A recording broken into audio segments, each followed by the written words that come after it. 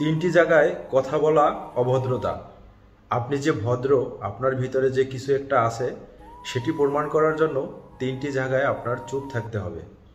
Number one, যখন কেউ কথা বলে তখন তার মুখ থেকে নিয়ে কথা বলবেন না, এটা এক ধরনের বেয়াদবি। অন্তত তাকে সেন্টেন্সটা বলতে দিন।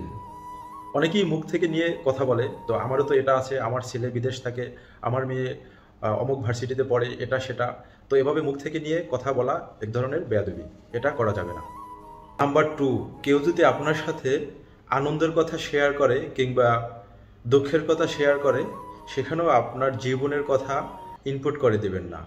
আমারও তো এই হয়েছিল, আমারও তো সেই হয়েছিল, আমি তো অনেক কষ্টে আছি কিংবা আমি অনেক ভালো আছি। তো এগুলো এক ধরনের অভদ্রতা, অতএব এটাও করা যাবে না।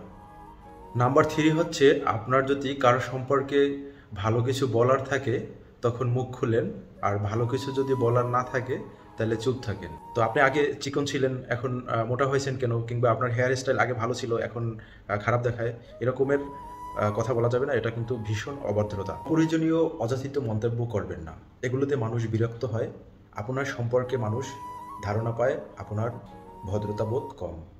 চুপ থাকলে যদি ভদ্রতা প্রকাশ পায় তাহলে তো চুপ থাকাই ভালো।